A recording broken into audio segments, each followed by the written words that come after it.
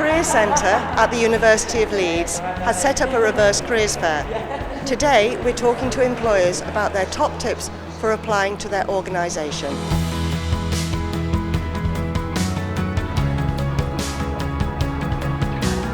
When applying to any organisation, I would really encourage students to look beyond the obvious sources of research.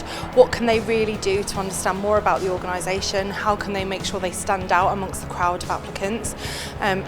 Being able to understand that they can be an active participant during that process rather than just applying and hoping for the best. How can they build relationships with people online and offline? Can they go to any events? Can they connect with people on LinkedIn?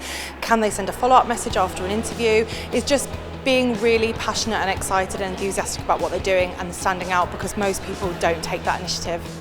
So being specific is really important. I get a lot of generic applications of people who've just copy and pasted other applications, so make sure that you mention recruitment, make sure you want to work in recruitment. Even though it's a flexible scheme, it's really important that that comes through, and just show ambition really and want to progress. Experience is less important, I'd say, than the kind of attributes that you can show. In terms of what we look for within graduates, looking for people who've got a keen interest in technology, usually from a STEM background, because it's quite a challenging environment for where you need to work. You get involved with some really challenging work from the start, working with a variety of different clients. We look for students that are interested in kickstarting their career in technology, particularly within the financial services world.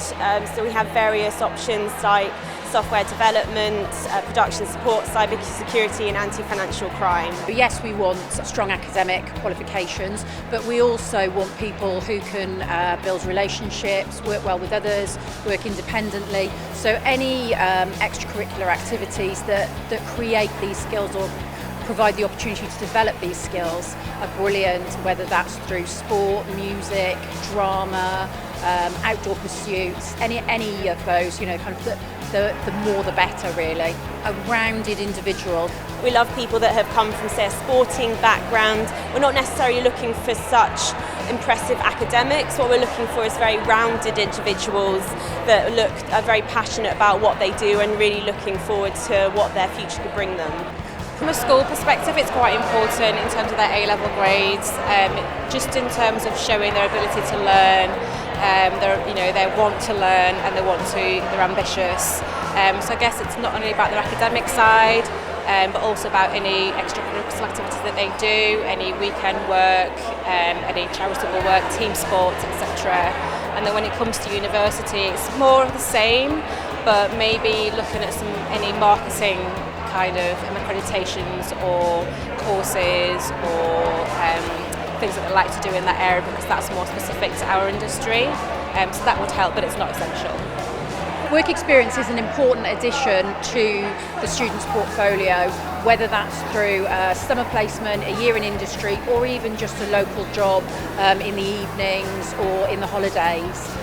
It shows the individual's ability to commit to something on a regular basis.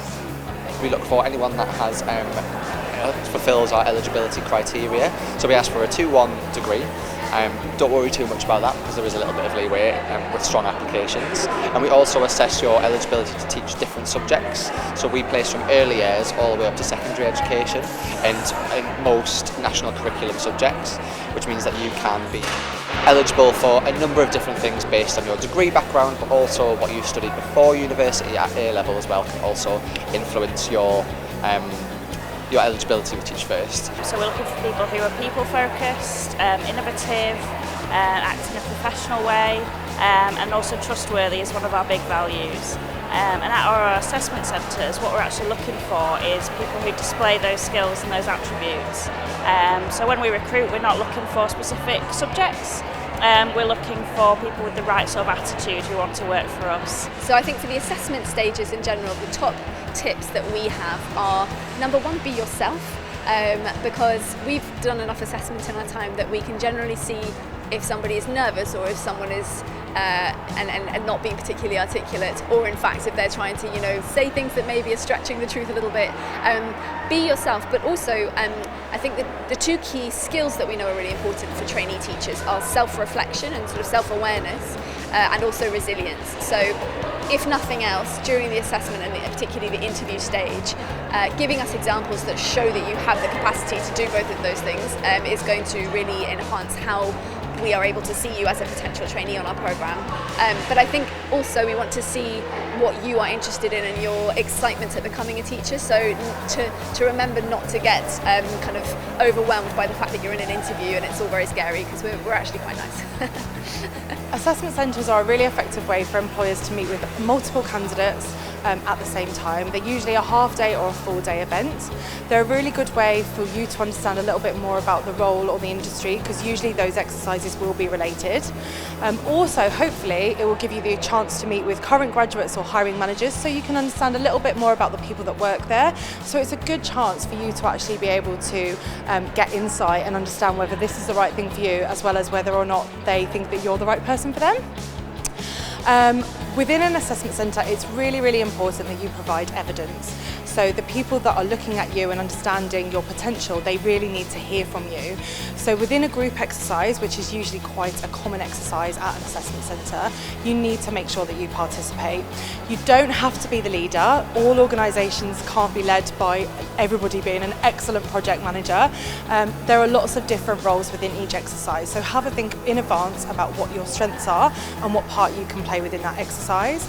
Additionally, just make sure that you really get what you're applying to. You're really going to struggle at an assessment centre to be able to participate well and give evidence if you don't really understand the role.